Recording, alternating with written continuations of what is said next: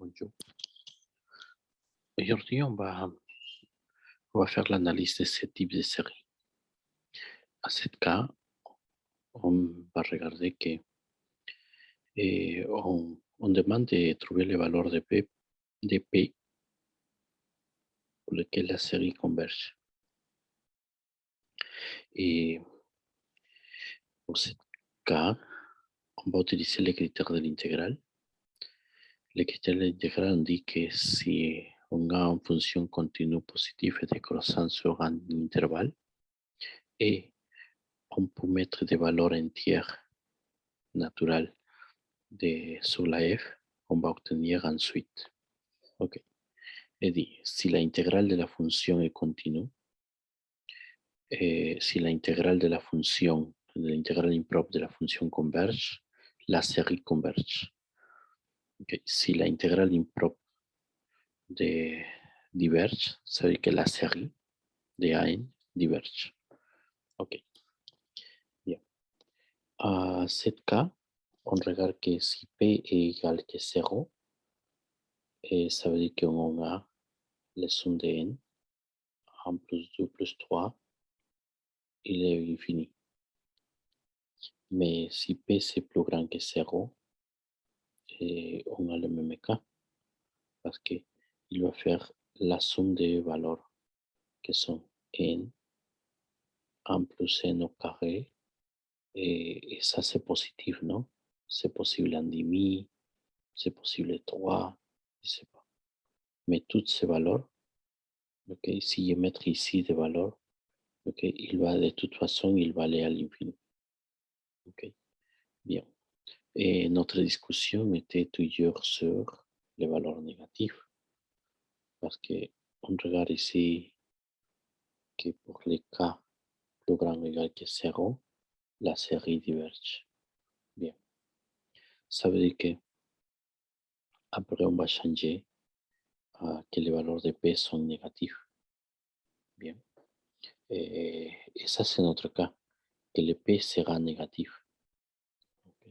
Bien. Si les P sont négatifs,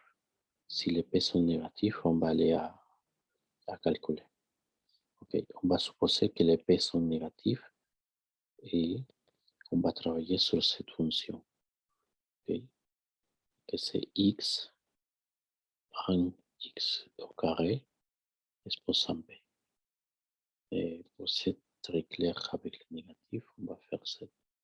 Par exemple, si P c'est négatif, que c'est la discussion, on va faire n sur 1 plus n au carré exposant moins P à partir de n à l'infini. Ok, ça c'est notre travail. Je ne sais pas qu'est-ce qui se passe à ce cas quand la P c'est négatif.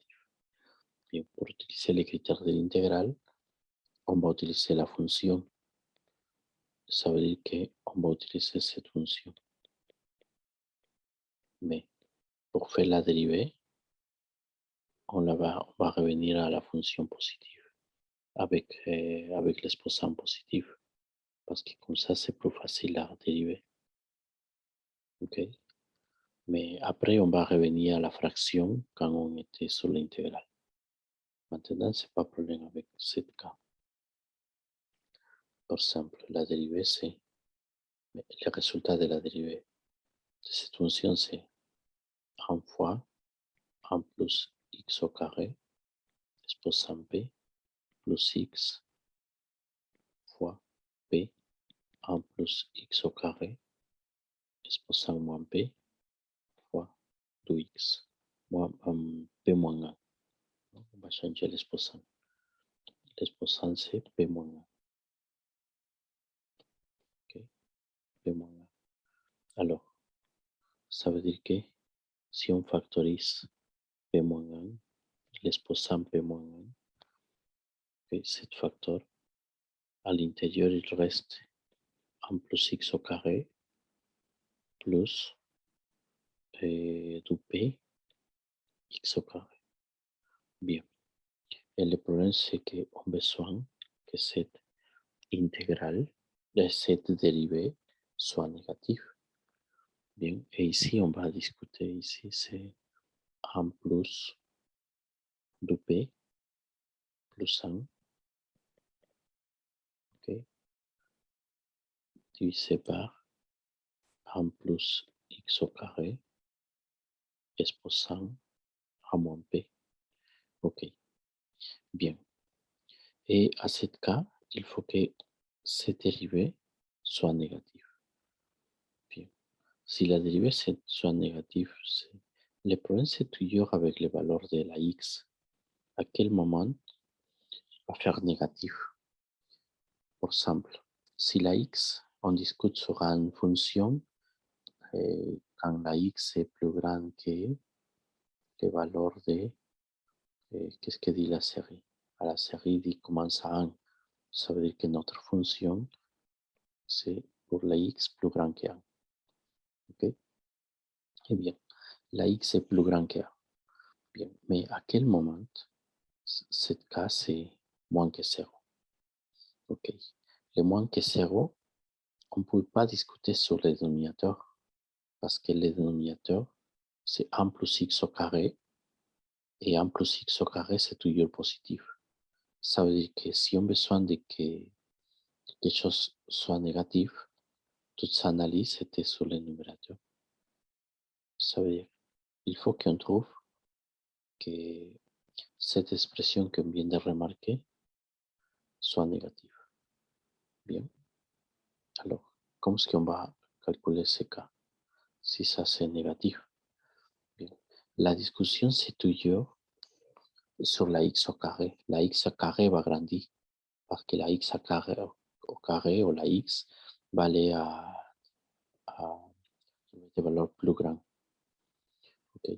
Bien, si la x c'est de valeurs plus grandes, il faut que pour toute l'expression soit négative, il faut que les deux p plus 1, les deux p plus 1 soient négatifs. Ok. À ce cas, si tout p plus 1 c'est négatif, on peut dire, ah, mais c'est toute cette expression est négative. Ok. Eh bien, maintenant, on peut supposer, mais qu'est-ce qui se passe avec les 1? Qu'est-ce qui se passe avec les 1? Mais les 1 n'importe pas parce que ce problème de la x au carré de le coefficient de p plus 1, si la x est très grande, de valeur très grande, ok, et les 1, les positifs n'affectent pas. Parce que si on parle de valeurs de x plus grandes et les coefficients sont négatifs, toute l'expression sera négative. Ça veut dire que la conclusion, c'est que du p plus 1, c'est moins que 0. Okay.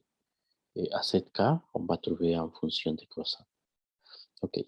Maintenant, on va aller à faire l'intégrale. Bien.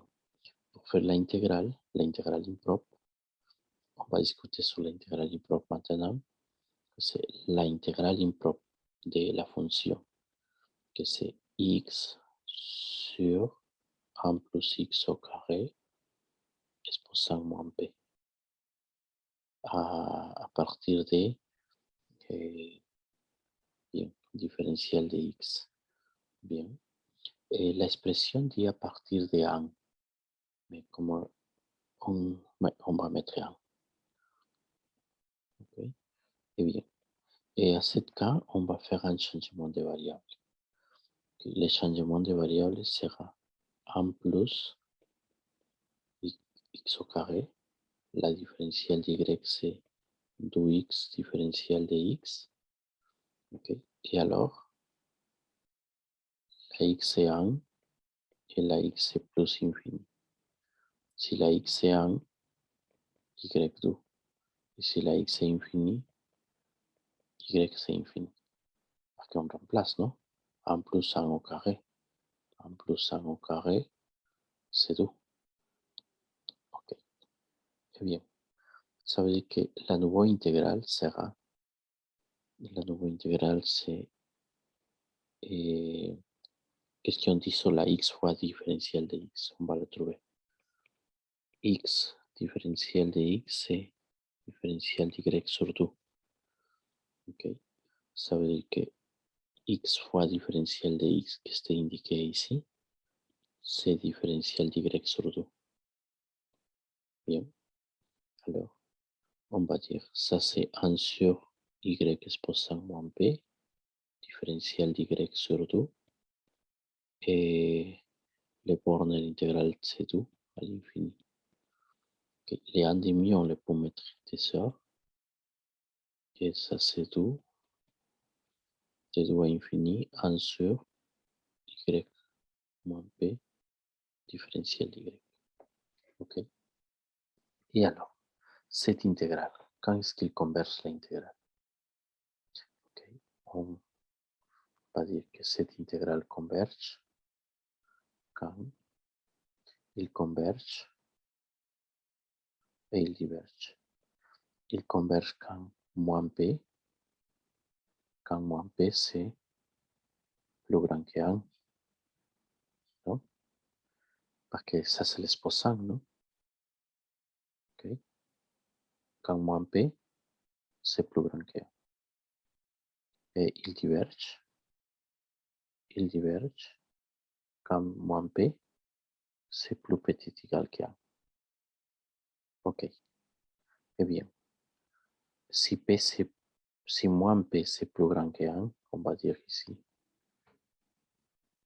si moins p c'est plus grand que 1, ça veut dire que p c'est plus petit que moins 1.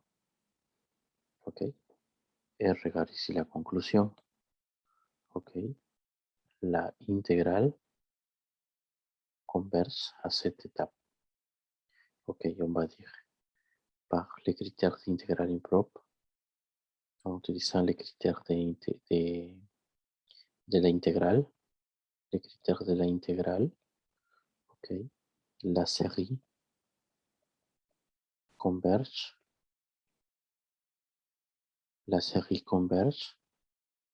si P c'est plus petit que moins 100. Ok, bien. Avant de finir, on rappelle qu'on a dit que la dérivée, ok, c'est moins que 0, ici. La dérivée, c'est moins que 0 quand les deux p plus 1, c'est moins que 0. Ok, eh bien, ça veut dire que p c'est plus petit ou moins que moins 1,5. Ok, et on était bien parce que ça, c'est les valeurs, ça, c'est des valeurs négatives. Ok, ça veut dire que la dérivée, c'est moins que 0 à cette valeur.